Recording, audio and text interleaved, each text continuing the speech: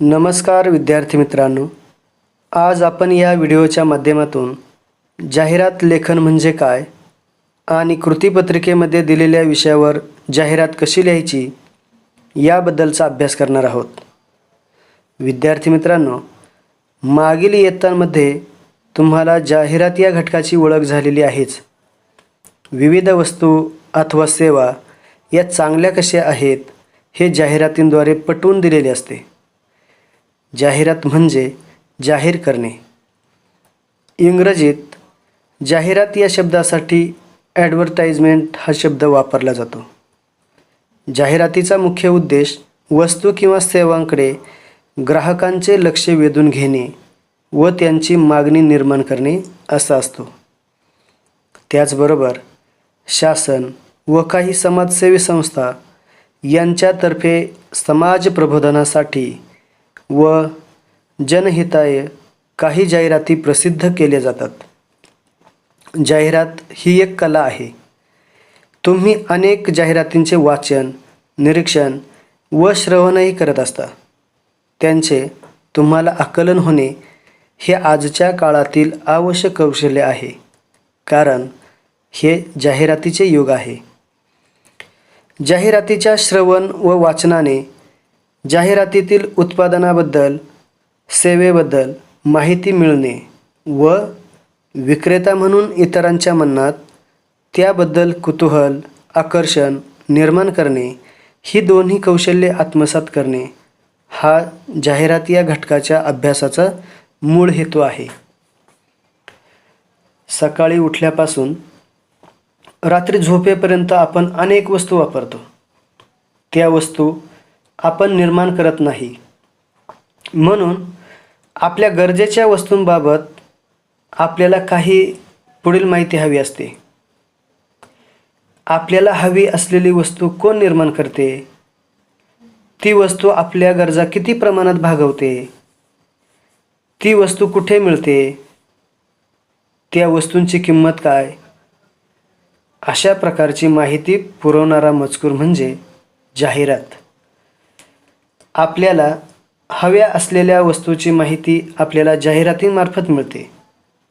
जाहिरात आपल्याला हव्या असलेल्या वस्तूंपर्यंत नेते, म्हणजेच आपले लक्ष वेधून घेते. लोकांना हव्या असलेल्या वस्तू निर्माण करणारा तो निर्माता होय. निर्मात्याने वस्तू निर्माण केल्यावर ती वस्तू लोकांनी खरेदी करणे आवश्यक असते. म्हणून वरील माहिती लोकांपर्यंत पोहोचवावी लागते. तिसरा महत्त्वाचा मुद्दा आहे, जाहिरात नेहमी कमीत कमी शब्दांत असावी. जाहिरातीची भाषा साधी, सोपी पण वेधक असावी. व्यवहारातील भाषा वापरली तरी चालेल. पाचवा महत्त्वाचा मुद्दा आहे, भाषा क्लिष्ट, किचकट, बुद्धीला ताण द्यायला लावणारी नसावी. म्हणजे भाषा ही खूप महत्त्वाची आहे. 6 नंबरचा मुद्दा आहे, समाजातील प्रचलित संकेत, लोकभावना यांना धक्का देणारी भाषा नसावी. 7वा मुद्दा आहे, काव्याचा आभास निर्माण करणारी लयबद्ध शब्दरचना जाहिरात आकर्षक बनवते. आणि 8 नंबरची महत्त्वाची गोष्ट आहे की जाहिरातीमध्ये जर विनोदाची पखरण करता आल्यास त्या ठिकाणी उत्तम अशी आकर्षक जाहिरात तयार करता येते. म्हणजेच विनोदाची पखरण करता आल्यास उत्तम. पुढील महत्त्वाचा मुद्दा आहे, जाहिरातीला चित्रांची जोड देता आल्यास जाहिरात अधिक प्रभावी होते. हे खरे आहे. मात्र जाहिरात लेखनात चित्रे काढणे किंवा चित्रकलात्मक सजावट करणे परीक्षेत अनिवार्य नाही. ही महत्त्वाची गोष्ट आहे. ही आपण लक्षात ठेवायची आहे. ग्राहकांच्या आवडी, गरजा, सवयी व फॅशन्स या सतत बदलत असतात. जाहिरातीत या बदलांचा प्रभाव दिसला पाहिजे. म्हणजे ग्राहकांच्या आवडी काय आहेत, कोणत्या गरजा आहेत, त्यांच्या काय सवयी आहेत, त्यानुसार आपण त्या बदलांचा प्रभाव त्या जाहिरातीमध्ये दिसला पाहिजे. पुढील महत्त्वाचा मुद्दा आहे, जाहिरातीचे भाषिक स्वरूप महत्त्वाचे. अगदी साध्या चौकटीमध्ये योग्य ओळीत केलेली मांडणीसुद्धा त्या ठिकाणी पुरेशी असते. पुढील महत्त्वाचा मुद्दा आहे की जाहिरातीत संपर्क स्थळ, संपर्क क्रमांक, ईमेल ID इत्यादींचा ठळक उल्लेख असला पाहिजे. आणि सगळ्यात महत्त्वाचं, कृतीपत्रिकेमध्ये ज्यावेळेस आपण जाहिरात करतो त्यावेळेस ही जाहिरात पेननेच लिहायची आहे. पेन्सिलचा वापर करायचा नाही. त्या ठिकाणी चित्र काढण्याची सुद्धा आवश्यकता नाही. या गोष्टींची आपण जाहिरात लेखन करताना काळजी घ्यायची आहे. या गोष्टींची जर आपण काळजी घेतली तर नक्कीच आपली जाहिरात ही अधिक आकर्षक होईल. आता जाहिरातीची काही माध्यमे आहेत. कोणकोणत्या माध्यमांमधून आपल्याला जाहिरात देता येते किंवा जाहिरात करता येते? तर इंटरनेट, चित्रपट, वृत्तपत्रे, मासिके, आकाशवाणी, दूरदर्शन, त्याचबरोबर चौकांमधील काही फलक असतात, त्या फलकांवर लिहूनसुद्धा जाहिरात करता येते. त्याचबरोबर गर्दीच्या ठिकाणी वाटली जाणारी पत्रके असतात, त्या पत्रकांच्या माध्यमातूनसुद्धा आपल्याला जाहिरात तयार करता येते किंवा आपली जाहिरात करता येते. जाहिरात लेखनाच्या मूल्यमापन कृती. कोणकोणत्या प्रकारे आपल्याला जाहिरात लेखनाच्या कृती करता येणार आहेत किंवा त्याच्या मूल्यमापन कृती आहेत? कशा प्रकारचे प्रश्न त्या ठिकाणी येऊ शकतात? तर पहिला प्रकार आहे शब्दावरून जाहिरात लेखन. दुसरा आहे जाहिरात देऊन त्यावरील कृती सोडवणे. तिसरा आहे विषय देऊन जाहिरात लेखन. आणि 4 नंबर आहे दिलेल्या जाहिरातीचे अधिक आकर्षक पद्धतीने पुनर्लेखन करणे. अशा प्रकारच्या मूल्यमापन कृती आपल्याला कृतीपत्रिकेमध्ये येऊ शकतात. तर 1 नंबरचे जे मूल्यमापन कृती आहे ती आपण पाहू. दिलेल्या शब्दांवरून आकर्षक जाहिरात तयार करणे. बघा, पहिला प्रकार आपण बघितला आहे किंवा पहिली मूल्यमापन कृती आपण काय बघितली की शब्दांवरून जाहिरात तयार करणे. म्हणजे इथे एक प्रश्न दिलेला आहे की दिलेल्या शब्दांवरून आकर्षक जाहिरात तयार करणे किंवा आकर्षक जाहिरात तयार करा. 3च शब्द दिलेले आहेत या ठिकाणी बघा. छत्री, रेनकोट आणि पाऊस या 3 शब्दांच्या आधारे किंवा या 3 शब्दांवरून आपल्याला आकर्षक अशी जाहिरात तयार करायची आहे. एक नमुना आपण फक्त या ठिकाणी घेतलेला आहे. तुम्ही यापेक्षाही अधिक आकर्षक जाहिरात तयार करू शकता. जाहिरात लेखन करत असताना कमीत कमी शब्दमर्यादा आहे 50 ते 60 शब्द. इयत्ता 9वीसाठी 5 गुणांसाठी हा प्रश्न असेल आणि इयत्ता 10वीसाठी मात्र तो 6 गुणांसाठी आहे. हे पण लक्षात ठेवा. या ठिकाणी छत्री, रेनकोट आणि पाऊस हे 3 शब्द इथं महत्त्वाचे आहेत आणि त्या शब्दांवरून ही जाहिरात तयार केलेली आहे. सुरुवातीला आपण बघितलं होतं की कोणतीही जाहिरात तयार करत असताना मथळा, उपमथळा तयार करावा. म्हणजे मथळा म्हणजे त्या जाहिरातीचं नाव असावं. त्यामध्ये आकर्षक प्रकारची सुभाषिते असतील, सुवचने असतील, सुप्रसिद्ध कवितेतल्या काही ओळी असतील किंवा काव्यमयतेचा आभास निर्माण करणाऱ्या काही ओळी असतील, लोकांमध्ये विशेष लोकप्रिय असलेले काही शब्दप्रयोग इत्यादींचा वापर आपल्याला सुरुवातीला करता येतो. किंवा आपण स्वतः काही काव्याच्या ओळी तयार केल्या तरीही चालतात. जसं की या ठिकाणी बघा, पावसाळा आला तयारी ठेवा, छत्री हवी रेनकोट हवा. अशा प्रकारची एक साध्याशाच ओळी आहेत, परंतु त्या काव्याच्या ओळी वाटतात. तसं आपणही तयार करायचे आहेत. एकच विश्वसनीय दर्जेदार ब्रँड विकास छत्री व रेनकोट, म्हणजे त्या दुकानाचं नाव आहे. त्या दुकानाची काही वैशिष्ट्ये आहेत. छत्र्यांची काही वैशिष्ट्ये आहेत. छत्री कशी आहे? सुबक आहे, टिकाऊ आहे, आकर्षक आहे, वेगवेगळ्या रंगामध्ये ती आहे. पुरुष, स्त्रिया व मुलांसाठी सर्वांसाठी वेगवेगळ्या प्रकारच्या छत्र्या उपलब्ध आहेत आणि गेली 50 वर्ष झालेली आहेत. हे दुकान त्यांचं प्रसिद्ध आहे किंवा ते एक अग्रेसर आहे. विकास छत्री व रेनकोट. आणि आजच खरेदी करा, पावसाचे स्वागत करा, अशा प्रकारे ग्राहकांना आकर्षित करण्यासाठी ही ओळ वापरलेली आहे. सर्वत्र उपलब्ध आहे. त्यांचा ईमेल ID दिलेला आहे, संपर्क क्रमांक दिलेला आहे. अशा पद्धतीने सर्वच्या सर्व मुद्दे या ठिकाणी आलेले आहेत. अशा प्रकारे आपण शब्दांच्या माध्यमातून किंवा कृतीपत्रिकेमध्ये जर असे काही शब्द दिलेले असतील तर त्या शब्दांच्या आधारे आपण जाहिरात तयार करू शकतो.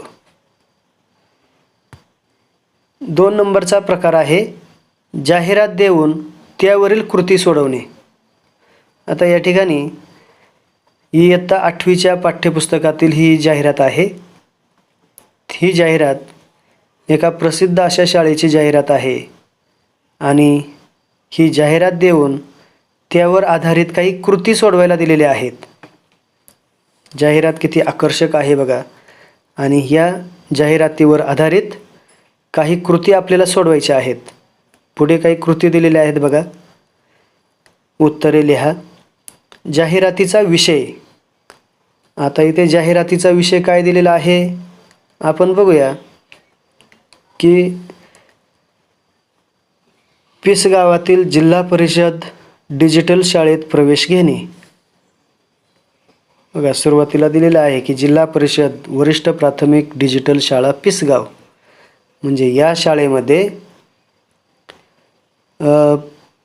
प्रवेश घेण्यासाठी ही जाहिरात दिलेली आहे.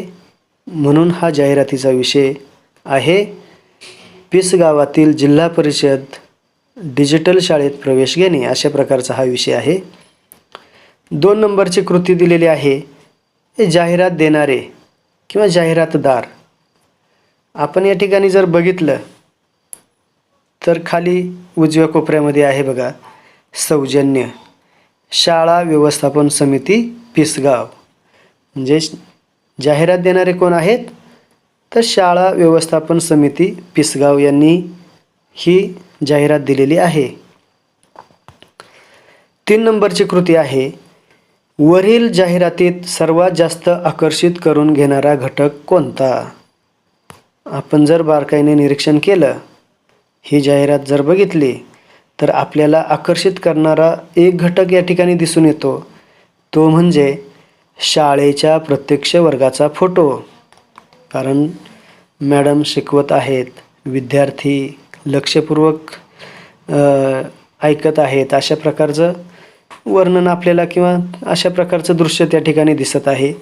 म्हणून शाळेच्या प्रत्यक्ष वर्गाचा जो फोटो दिसतो आहे तो आपल्याला आकर्षित करून घेतो. 4 नंबरची कृती आहे जाहिरात कोणासाठी आहे. बघा या ठिकाणी आपण निरीक्षण करून जर पाहिलं तर इयत्ता 1ली ते 8वीच्या वर्गातील विद्यार्थ्यांसाठी. बघा इयत्ता 1ली ते 8वी या वर्गांसाठीही प्रवेश सुरू आहेत आणि त्या वर्गांसाठी ही जाहिरात दिलेली आहे. पुढील प्रश्न बघा. वरील जाहिरात अधिक आकर्षक होण्यासाठी त्यात कोणकोणत्या घटकांचा समावेश असावा असे तुम्हाला वाटते. ही जाहिरात मुळात आकर्षक तर आहेच, परंतु अधिक आकर्षक व्हावी असं जर तुम्हाला वाटत असेल तर त्या ठिकाणी तुम्ही काही मुद्दे सुचवायचे आहेत की उदाहरणार्थ फीचा स्पष्ट उल्लेख हवा, अभ्यासक्रमाचे स्वरूप स्पष्ट हवे, आठवड्यातून किती तास होतील किंवा त्या ठिकाणी प्रवेशाच्या वेळा काय असतील अशा प्रकारचे मुद्दे आपण त्या ठिकाणी लिहू शकतो. आणि पुढील कृती आहे, तुमच्या मते जाहिरातीमधील महत्त्वाची वैशिष्ट्य. या दिसणाऱ्या जाहिरातीची महत्त्वाची वैशिष्ट्ये काय आहेत? तर पहिलं वैशिष्ट्य आपल्याला सांगता येईल की ती एक डिजिटल शाळा आहे. दुसरं वैशिष्ट्य सांगता येईल, सर्व शासकीय योजनांचा लाभ घेणारी शाळा आहे. पालकांशी संपर्क व्यवस्था आहे आणि विद्यार्थ्यांसाठी सांस्कृतिक कार्यक्रम या सर्व प्रकारच्या सोयी सुविधा त्या शाळेमध्ये आहेत. अशा प्रकारचे वैशिष्ट्य आपल्याला या जाहिरातीमध्ये दिसून येते. आणि जाहिरातीचा पुढील प्रकार आहे किंवा पुढील मूल्यमापन कृती आहे, विषय देऊन जाहिरात लेखन करणे. कृतीपत्रिकेमध्ये तुम्हाला एखादा विषय दिलेला असेल की जसं की बघा इथे अलका ड्रेसेस शालेय गणवेशांचे विक्रेते हा एक विषय दिलेला आहे आणि या विषयावर जाहिरात लेखन करायचं आहे किंवा आकर्षक अशी जाहिरात तयार करायची आहे. मग एक नमुना या ठिकाणी तुमच्यासमोर दिलेला आहे की तुमच्या मुलांसाठी स्मार्ट गणवेशाच्या शोधात आहात, मग आजच भेट द्या. अलका ड्रेसेस, उत्तम दर्जा, परवडणारी किंमत. आणि त्या दुकानाची काही वैशिष्ट्ये दिलेली आहेत. न चुरगळणारे दर्जेदार कापड, शेवटपर्यंत चमकदार राहणारे रंग, कधीही न उसवणारी मजबूत शिलाई, कोणत्याही विद्यार्थ्यांच्या तंतोतंत मापांचे, मुलांच्या मुक्त हालचालींसाठी सोयीस्कर रचनाबंद, कोणत्याही शाळेचे गणवेश मिळतील. भव्य शोरूम, गणेश मंदिराजवळ, टिळकनगर, एरंडवन, पुणे. आणि खाली त्यांचा ईमेल ID दिलेला आहे, संपर्क क्रमांक दिलेला आहे. अशा प्रकारचे मुद्दे आपण जर जाहिरात लेखनामध्ये जर घेतले तर जाहिरात अधिक आकर्षक होते. अशा प्रकारे विषय देऊन आपल्याला जाहिरात तयार करता येईल. जाहिरात लेखनाची पुढील मूल्यमापन कृती आहे की दिलेल्या जाहिरातीचे अधिक आकर्षक पद्धतीने पुनर्लेखन करणे. कृतीपत्रिकेमध्ये अशा प्रकारची एखादी जाहिरात दिलेली असेल आणि तीच जाहिरात अधिक आकर्षक पद्धतीने तिचं पुन्हा लेखन करायचं आहे, पुनर्लेखन करायचं आहे. जसे की ही एक जाहिरात आहे, परंतु हीच जाहिरात या जाहिरातीमध्ये काही उणिवा असतील, काही कमतरता असतील, त्या कमतरता आपण भरून काढायच्या आहेत किंवा अधिक आकर्षक जाहिरात करायची आहे.